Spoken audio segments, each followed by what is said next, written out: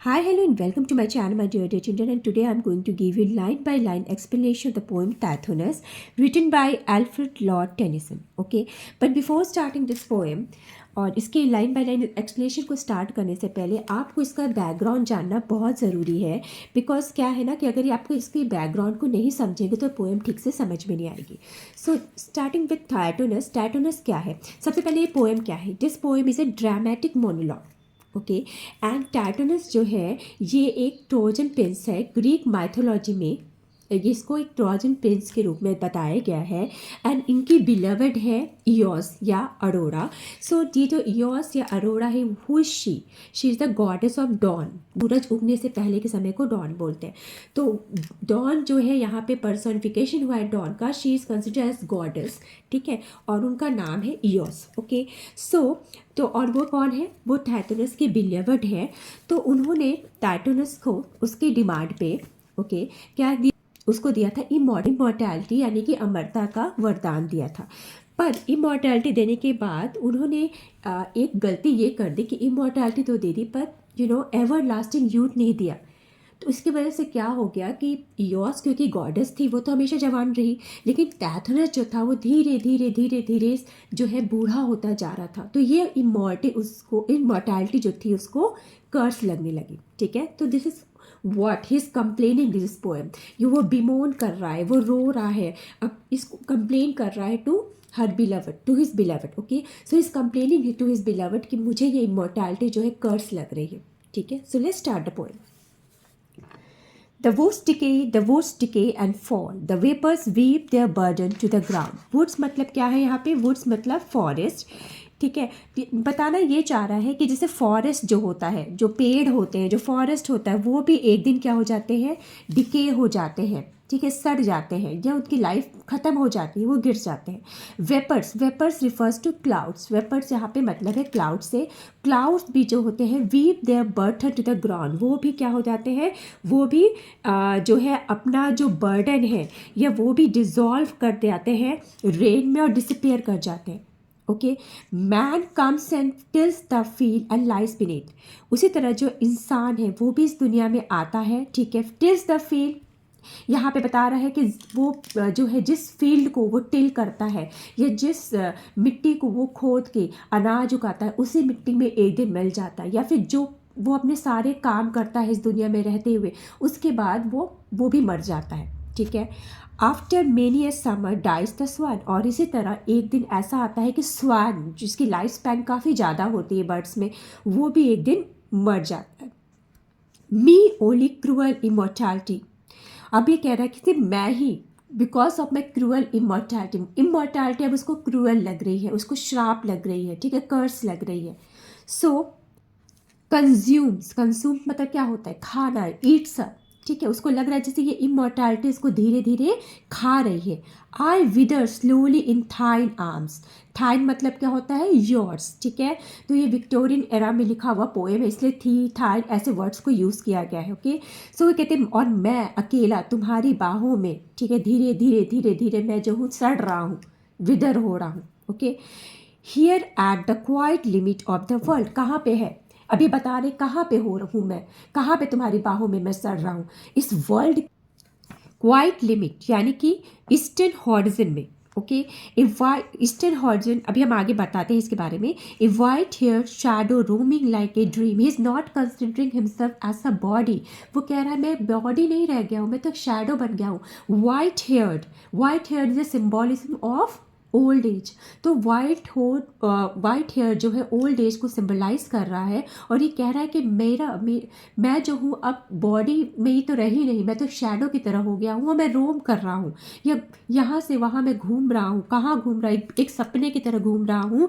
The ever silent spaces of the east. आपको पता है कि सन कहाँ से राइज करता है? ईस्ट से। तो डॉन जो होती है, जो सुबह का समय होता है, बिफोर द सनराइज, वो भी डॉन जो होती कहाँ से निकलती है? इस साइड से। तो ये कहाँ पे? ईओस का जो होम है, ठीक है, गॉडेस ईओस का होम कहाँ है?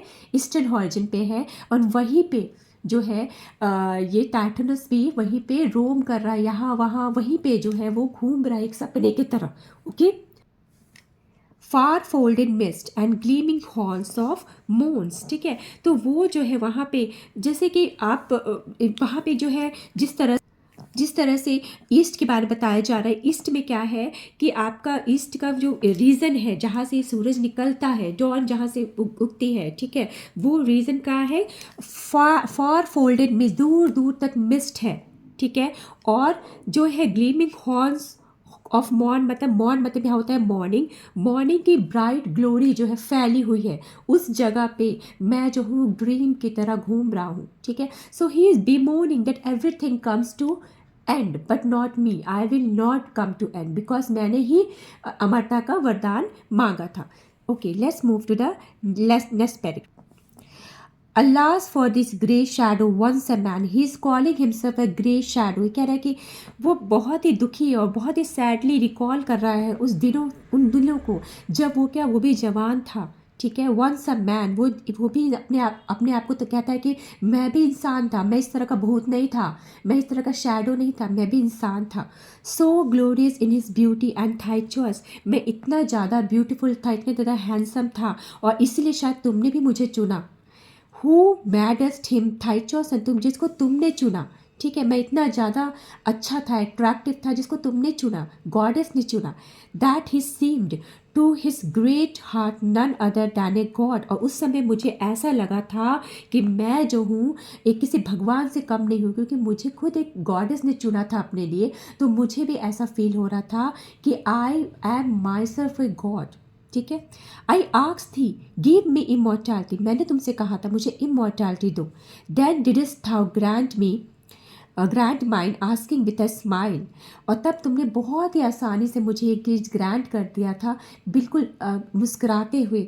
लाइक वेल्दी मैन, जैसे कि जो अमीर आदमी होते हैं, who care not how they give, जिनको फ़र्क नहीं पड़ता है अगर आप उनसे किसी अमीर आदमी से थोड़े से कुछ पैसे मांग लो तो उनको देने में कोई फ़र्क नहीं पड़ेगा, क्योंकि उनके लिए वो बहुत बड़ी बात नहीं होगी, उनके लिए वो सोचने का कोई मसला नहीं रहेगा, ठीक है। उसी तरह मैंने तुमसे मांगा और तुमने बिल्कुल उसी तरह से मुझे बिना कुछ सोचे समझे आराम से मुस्कुराते वो दे दिया, ठीक है।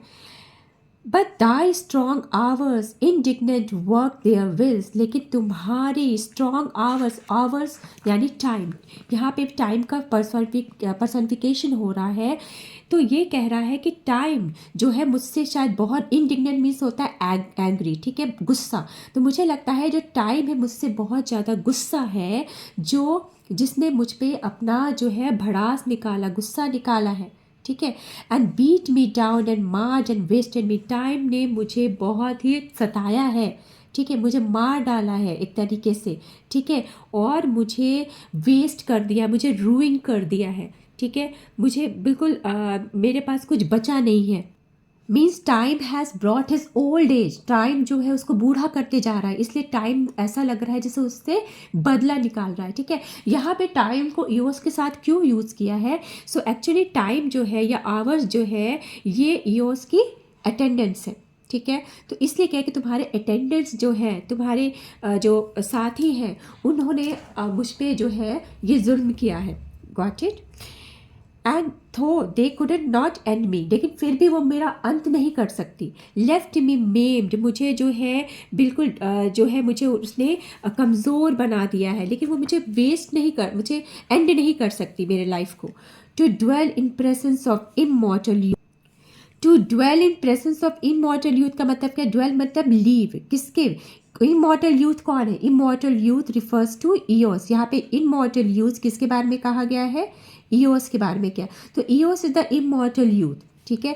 ईओस इमॉर्टल यूथ है, वो कभी नहीं मरेगी, वो तो गॉडेस है, ठीक है, और उस इमॉर्टल यूथ के साथ मैं एक बूढ़ा इंसान, ठीक है, एक शैडो रहूँगा हमेशा के लिए, ठीक है।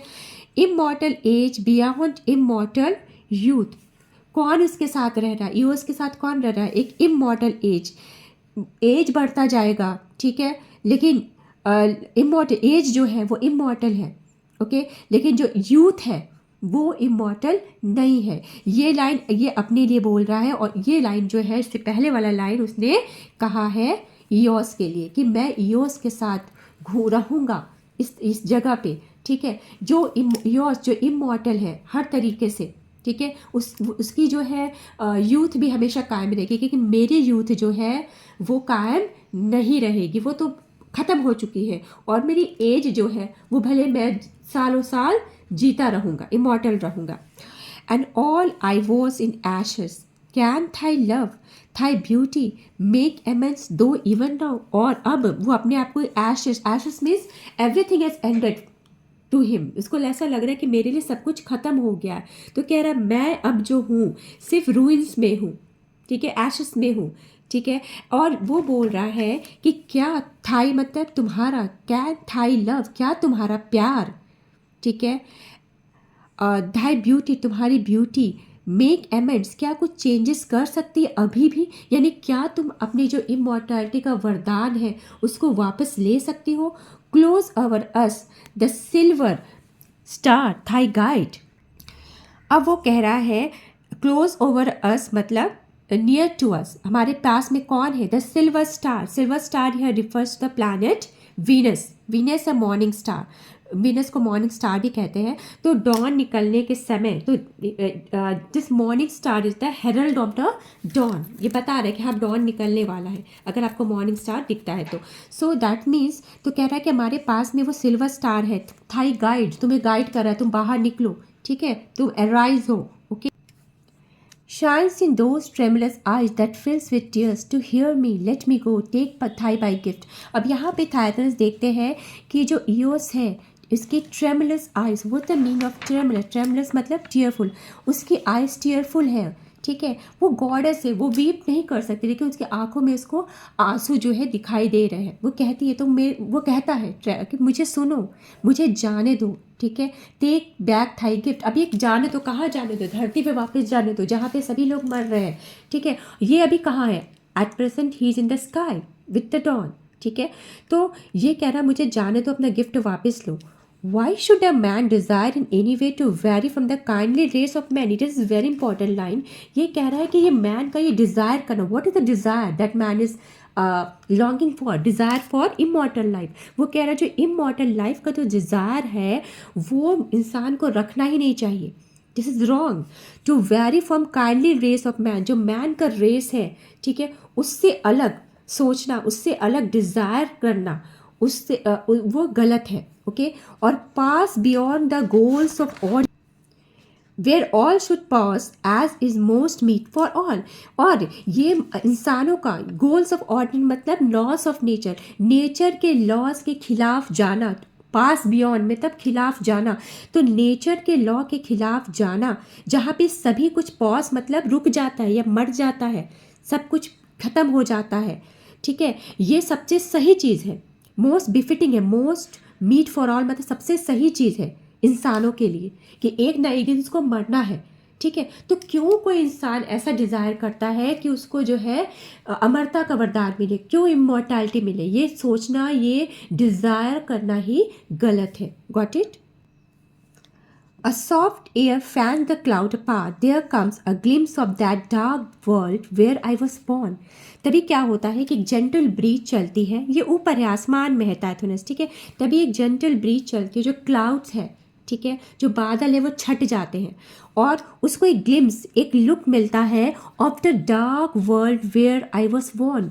What is that dark world? Dark world refers to earth, वो धरती जहाँ पे उसने जन्म लिया था, अभी वो स्काई में है, और जैसे बादल छटता है उसको वो धरती दिखाई देती है जहाँ पे इसने जन्म दिया था।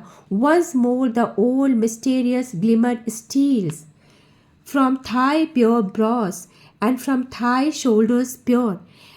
तो क्या कहता है, एक बार फिर से तुम्हारी जो है वो मिस्टीरियस ब्राइट रेस जो है वो फैल रही है वातावरण में, ठीक है। मिस्टीरियस ग्लिमर मीन्स क्या होता है, ब्राइट रेस, स्टील्स मतलब radiates.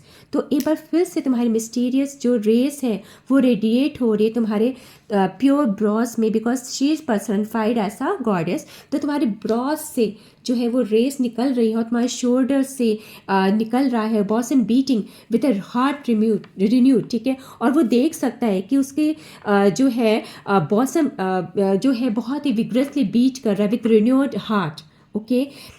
Thai cheeks begins to redden through the gloom, और तुम्हारी जो है जो जो गाल है तुम्हारे लाल होते हैं, मतलब कि धीरे धीरे धीरे जो है सनराइज होने समय में धीरे धीरे धीरे धीरे ब्राइटनेस जो है बढ़ती जाती है। ठीक है, पहले सिंपल जो है हल्की हल्की रेज दिखाई देती है, उसके बाद धीरे धीरे रेडनिंग आती है। तो वही यहाँ पे पर्सनिफिकेशन किया जा रहा है कि धीरे धीरे तुम्हारे जो गाल हैं वो लाल होते जा रहे हैं, चमकदार होते जा रहे हैं।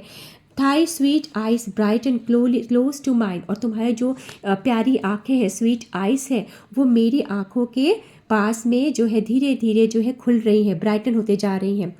Ere yet thy blind the stars, और तुम जो है स्टार्स जो है तुम्हारी जो लाइट है, तुम्हारी जो पावरफुल लाइट है वो स्टार्स को ब्लाइंड कर, यानी कि स्टार्स अब धीरे धीरे छुप रहे हैं और तुम जो है धीरे धीरे और भी पावरफुल तुम्हारी लाइट जो है फैल रही है।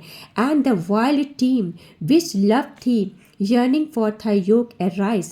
So what is wild team? यहाँ wild team refers to the horses. ठीक है, ऐसा कहा जा रहा है कि जो डॉन के जो है ना हॉर्सेस हैं, ठीक है, जो चैरियट उसका चलाते हैं।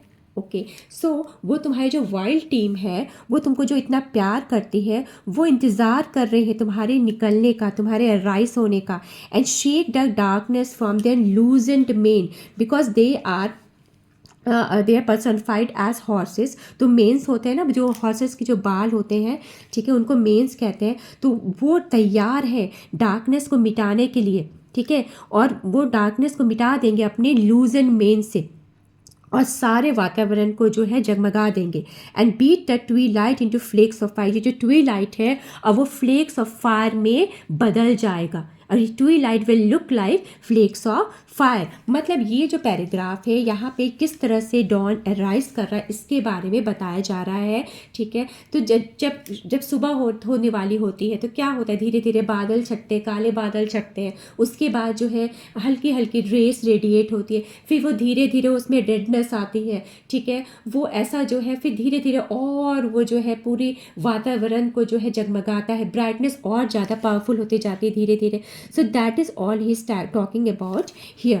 Okay, so next move to the next paragraph. Okay, lo, ever dost thou growest beautiful in silence, then before thine answer given departest, and thy tears are on my cheek. So lo, ever thou growest beautiful, मतलब देखो तुम जो है ना दिन प्रतिदिन जो है तुम ब्यूटीफुल होते जा रही हो।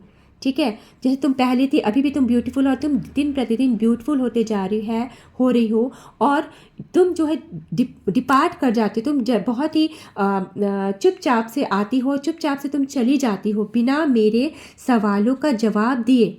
ठीक है, देन बिफोर थाइन आंसर गिवन, ठीक है, बिना तुम मेरे सवालों का जवाब दिए कि तुम मुझे इमॉर्टैलिटी से मुक्त करोगे कि नहीं, बिना मुझे इसका जवाब दिए तुम आसानी से चले जाती हो, और मैं देख सकता हूँ तुम्हारी मिसरेबल कंडीशन को कि तुम कुछ नहीं कर सकती हो। तुम्हारी जो है गालों पे मुझे तुम्हारे टीयर्स दिखाई देते हैं, तुम्हारी मिसरेबल कंडीशन को मैं देख सकता हूँ, मैं पढ़ सकता हूँ। ठीक है, okay, next paragraph. Why will thou ever scare me with thy tears, और तुम्हारे जो टीयर्स है ना वो मुझे डराते हैं।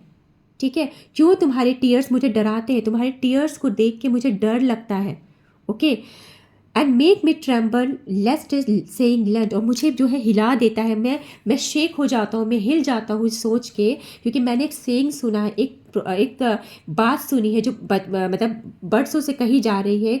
ठीक है, in days far off on that dark earth be true, मैंने अर्थ पे ये बात सुनी है बहुत समय पहले, ये बात मैंने एक अर्थ पे सुनी है। क्या बात सुनी है, the god themselves can not recall their gifts, जो भगवान है ना, भगवान भी अपने गिफ्ट्स को मतलब जो वरदान वो देते हैं वो वापस नहीं ले सकते, उनमें ये शक्ति नहीं होती है कि वो अपने वरदान को वापस ले सके। यानी मुझे ये डर है कि शायद ये बात तुम्हारे पर भी जाएगा, ये लागू होगा, और तुम मेरी इमॉर्टैलिटी के जो गिफ्ट है जो तुमने मुझे दिया है वो तुम वापस नहीं ले पाओगे, इसलिए तुम जो हो टीयर शेड करती हो। Okay, so ay me with what another heart in days far off and with what other eyes. See, अभी अंडर हार्ट अंडर आइज, इसके मतलब क्या है, ये बोलना चाह रहा है उन दिनों को याद कर रहा है, speaking in tone of lamentation. Okay, वो उन दिनों को याद कर रहा है जब उसका दिल ऐसा नहीं था जैसा आज है, और उसकी आंखें ऐसी नहीं थी जैसी आज है। ओके, सो ही रिकॉल्स हिज पास्ट डेज, जब वो यंग था। उन दिनों को वो याद कर रहा है। क्या कह रहा है देखते हैं।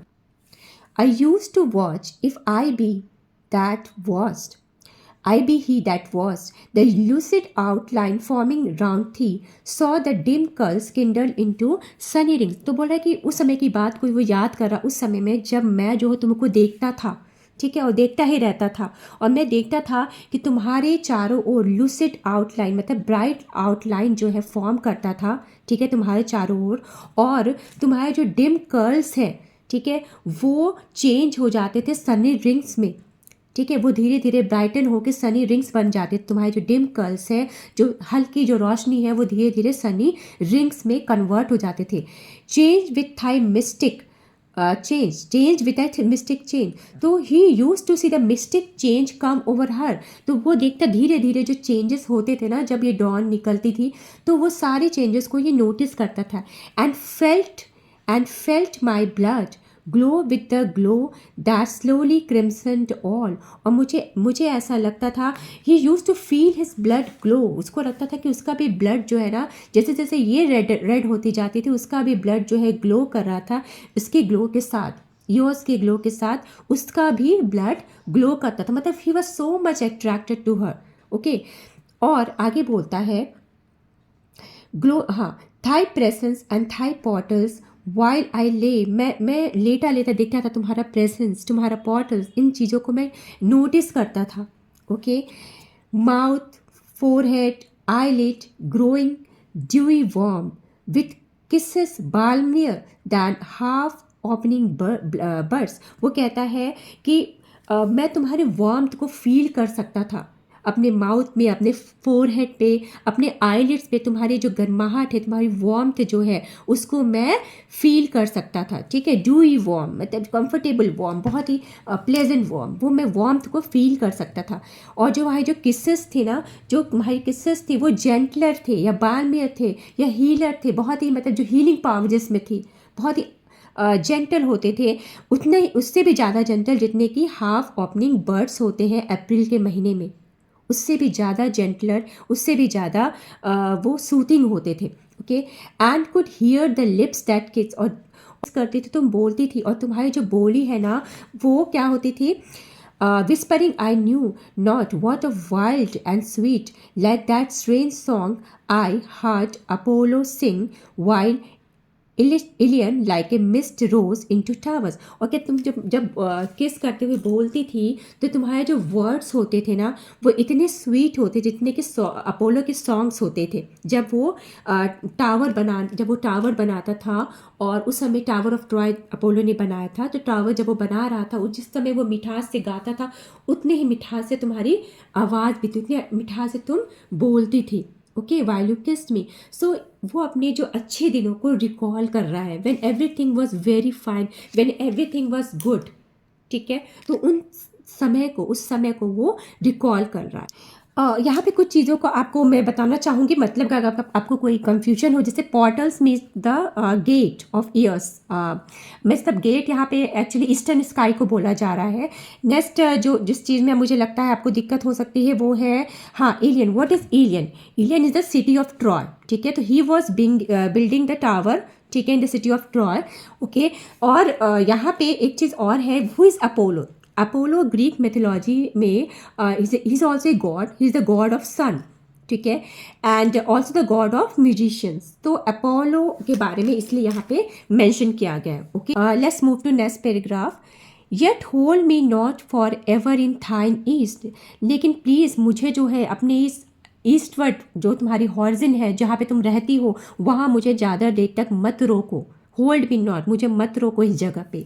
How can my nature longer mix with time, तुम मेरा जो नेचर है तुमसे कैसे मिक्स कर सकता है?